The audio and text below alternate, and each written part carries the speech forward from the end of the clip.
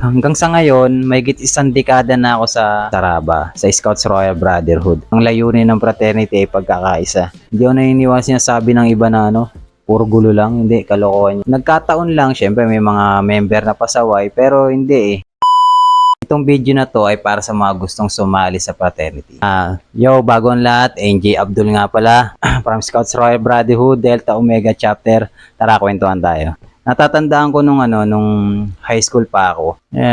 Nakikita ko yung mga nakakatanda sa akin na nagko-community service, tulad ng palaro, sa mga medical mission, nakikita ko sila. So, nung pagdating ko ng binata, may yung mga kasamahan ko, mga kaibigan, bali inaya nila ako. So, sabi ko, sige, try natin. Ano bang meron dyan? Hanggang sa kinausap na nga kami ng mga nakakatanda sa amin na ganito, ganyan. Syempre, may proseso pala.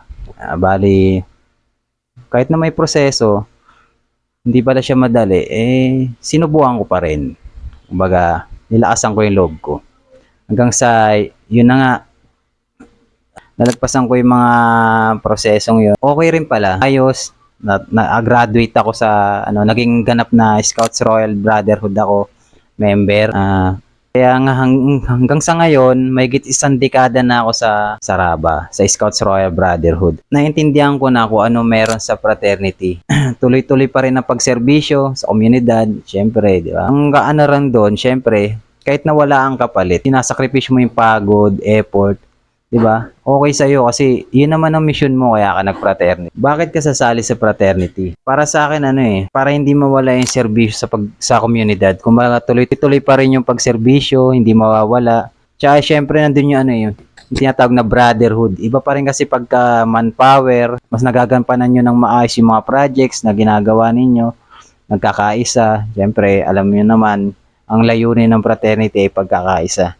Mas madami kang makikilala, mas marami kang kapatid na aalalay sa'yo, kaya yun ang kagandahan sa fraternity na napasukan ko. Kaya ngayon sa totoo lang, hindi ako naniniwala sinasabi ng iba na puro gulo lang, hindi, kalokohan yun. Nagkataon lang, syempre may mga member na pasaway, pero hindi eh. Kumbaga, ito talagang layunin niya. Talagang serbisyo, sulit ang pagod mo na hindi mo kailangan ng kapalit, di ba? Sabi nila, wala ka daw mapapala. Hindi, doon pa lang sa magkaroon ka ng karangalan, sobrang laki na napapala namin. Kaya yung iba nagsasabi diyan, ano po yun? Mali yun, mali yun. Mga walang alam yun. Kaya sa mga nagbabalak pumasok ng fraternity, laasan nyo ang loob nyo, malalampasan nyo yan. Huwag nyo intindihin sinasabi ng iba, mga wala lang alam yun. Kung tingin nyo diyan kayo masaya, tuloy nyo lang, malalampasan nyo yan. Ano nga pala, may group akong ginawa. Ang title nun ay Kapatirang Iisa Lang ang Layunin. Sana mag-join kayo. Kahit anong kapatiran ka pa pwede ron. Si NJ Abdul nga pala from Scouts Royal Brotherhood. Magandang araw sa inyo. Salamat po. Kahit anong mangyari ay wala nang iwanan, manatiling matatag para sa ating samahan. Ano man ang pagsubok na sa atin dumaan, pag tayo nagsama-sama ang lahat gumagaan. Kahit anong problema yun ay laging laktawan, dito tayo habang buhay yan ang laging tandaan. Kami ang mga Saraba, kami ay dugong royal, 1975 nung kami ay mailuwal.